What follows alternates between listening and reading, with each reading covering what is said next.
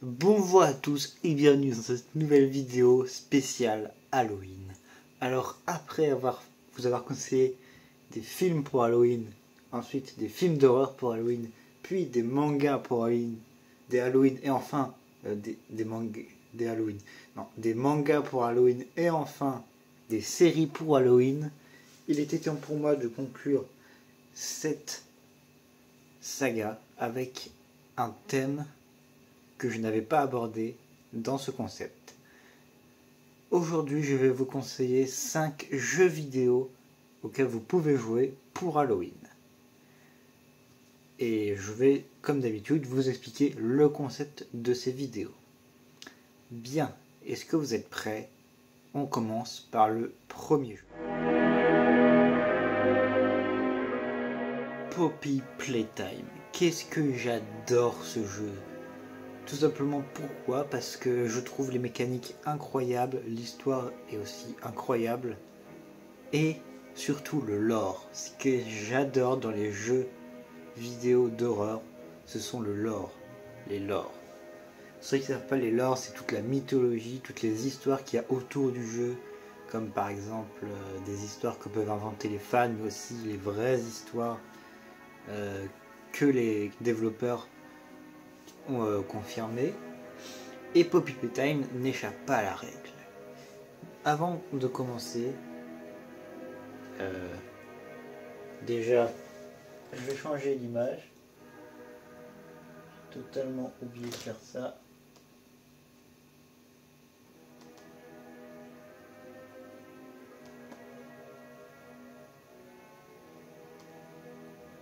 Voilà. Donc, avant de parler de lore, qu'est-ce que c'est Poppy Playtime?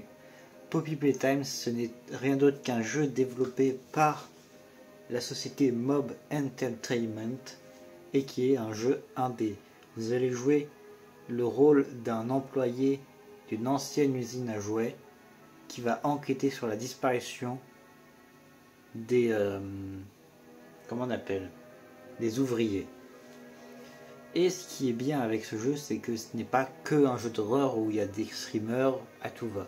Non, la plupart du gameplay sera des énigmes que vous pourrez résoudre à l'aide de votre Grab Pack. Qu'est-ce que c'est le Grab Pack? C'est tout simplement des mains que vous allez pouvoir utiliser. En gros, vous avez les poignets en dessous, vous avez un bras avec une main, et si vous appuyez sur une gâchette, la main, c'est Inspecteur Gadget en gros. Et du coup, vous pouvez soit attraper des objets avec, soit alimenter des systèmes, illuminer des endroits, etc., etc. Et je trouve ça innovant. Il y a 3 chapitres, le 4e est prévu pour février 2025, donc soyez au rendez-vous.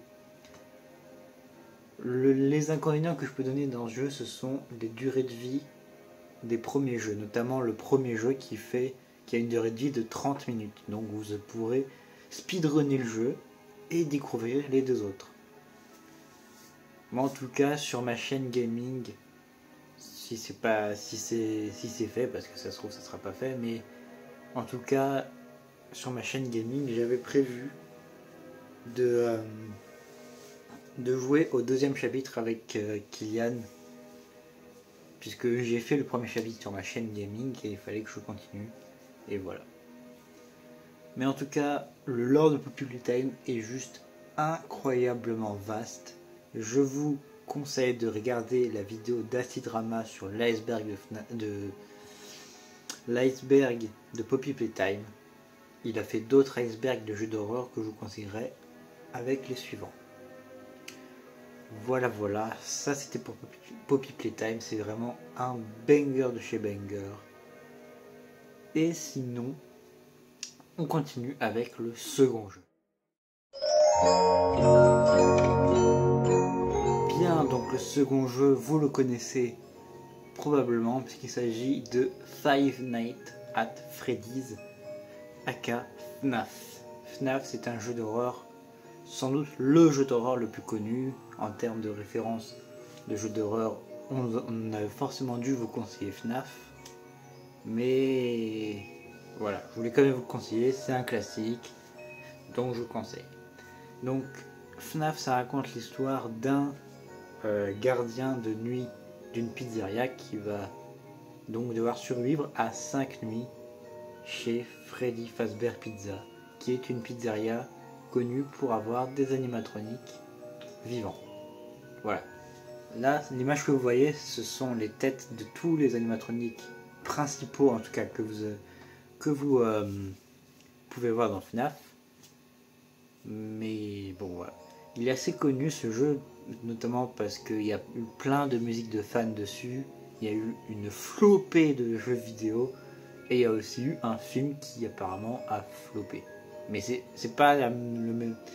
Flopé de jeux vidéo et le film a floppé, c'est pas la même signification. Quand je dis une flopée de jeux vidéo, c'est-à-dire qu'il y a eu beaucoup de jeux vidéo.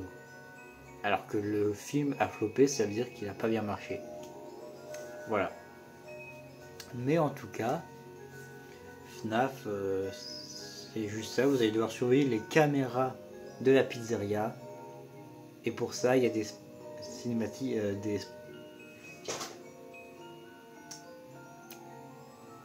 des mécaniques spécifiques. Par exemple, il y a un animatronique qui va faire tel déplacement.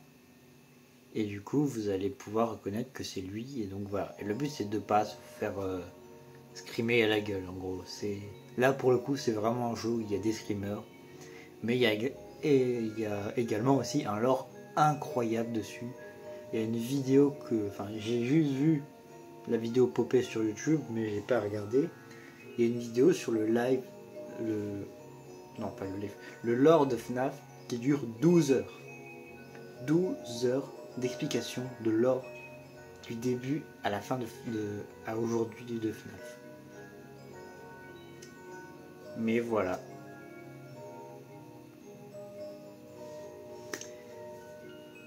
Voilà. En tout cas, j'espère que FNAF ça vous aura plu. Et sur ce, on continue avec le troisième.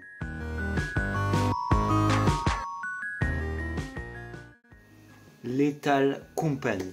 Ce jeu, vous en avez sans doute entendu aussi parler, puisque c'est un jeu qui a été beaucoup apprécié le jour de sa sortie et qui continue d'être apprécié. C'est un jeu indépendant où vous allez jouer une équipe d'astronautes qui a pour mission de rapporter des objets de certaines planètes à une créature pour faire fonctionner la société. Enfin la compagnie, puisque ça s'appelle Lethal Company. Sauf que le truc, c'est que plus vous allez jouer et continuer, plus vous devrez rapporter d'objets chers, parce que les objets valent de l'argent, et plus il y aura de monstres. Au début, vous allez commencer avec des planètes assez simples, mais plus vous jouez, plus vous allez devoir changer de planète, puisque au bout d'un moment, il va falloir bien changer de planète. Puisque les planètes les plus chères sont celles avec le plus d'objets, mais celles aussi avec le plus de monstres. Et donc du coup, eh bien, vous allez vous faire bouffer par les créatures. Et la particularité de Lethal Company, c'est que chaque monstre a son fonctionnement. C'est-à-dire qu'il y a un monstre qui va fonctionner que avec le bruit. Si vous faites du bruit, vous vous faites choper. L'autre où il faudra le regarder tout le temps, sinon il vous bouffe. L'autre où il faudra le regarder un peu, enfin, vous le regardez, mais pas trop quand même. Un autre qui vous voit juste, et c'est comme ça avec tous les monstres. C'est pareil, il y a un lore de fou dans Lethal Company. Je vous conseille d'aller voir la chaîne de Naka qui parle beaucoup de Lethal Company. Il a fait pas mal de vidéos dessus. Il y a aussi une vidéo de Horty, une streameuse qui vous explique tout le lore de Lethal Company, et ensuite elle met ses best-of, mais elle explique très très bien comment fonctionne Lethal Company. Allez voir ces vidéos. Voilà. De toute façon, vous tapez Lethal Company, vous tomberez forcément sur des vidéos de youtubeurs connus ou des explications du lore. Voilà. En tout cas, Lethal Company, moi c'est un jeu que j'apprécie grandement. Je ne l'adore pas parce que je ne suis pas trop jeu d'horreur, mais quand on y joue, c'est assez marrant. Voilà. On continue avec l'avant-dernier jeu.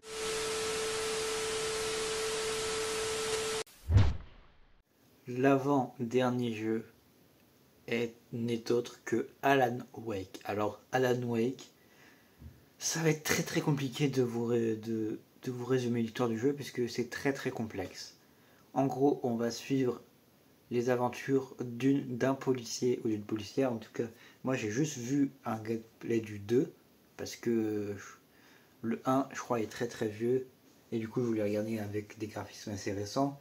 Et l'histoire du 2, c'est une policière qui enquête sur un meurtre. Sauf que cette policière, c'est l'héroïne d'un roman qui a été créé par Alan Wake, donc le personnage du jeu. Et donc il y aura plein d'énigmes à résoudre, il y a des mécaniques hyper compliquées. Regardez des let's play et des résumés parce que moi c'est un peu compliqué de vous résumer tout ça, mais en tout cas c'est un très bon jeu. Il y a eu un DLC qui est sorti récemment et en ce qui concerne la suite, je ne sais pas s'il y aura une suite parce que pour les autres jeux FNAF, je pense qu'il y aura des suites. Lethal Company, c'est un jeu qui est pas récemment, mais qui est régulièrement mis à jour. Et Poppy Playtime, je vous ai dit, il y a le chapitre 4 qui sort en janvier, pardon. Mais voilà. En tout cas, Lethal Company, je m'en mêle les pinceaux. En tout cas, Alan Wake, c'est un jeu qu'il faut avoir fait si vous aimez les jeux d'horreur. Et sur ce, on avance avec le dernier jeu, et oui, et non pas des moindres.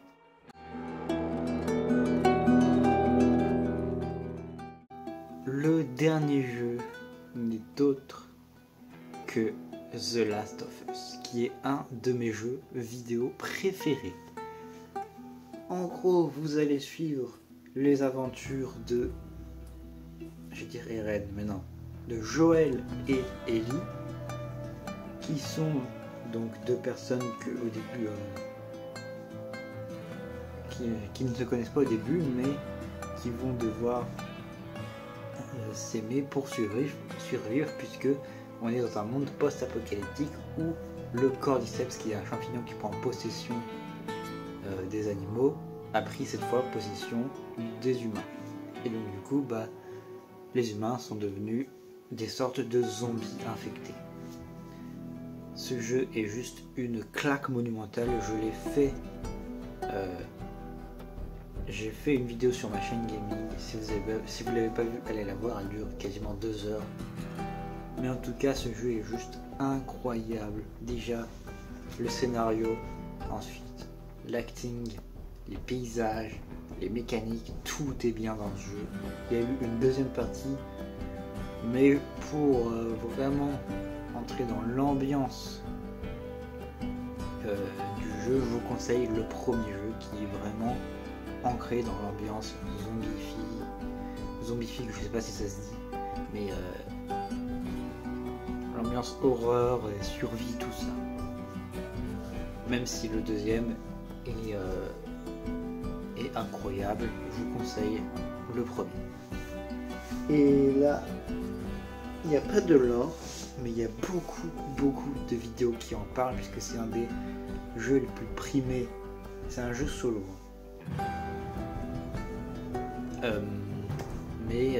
Voilà. Il y a même eu une série qui a été adaptée, qui est sur HBO, je l'ai vu. C'est avec Pedro Pascal en plus. Il y a la saison 2 qui a été annoncée, donc voilà. Foncez-y. The Last of Us, c'est un jeu qu'il faut avoir fait au moins une fois dans sa vie, ne serait-ce que pour l'histoire. Voilà.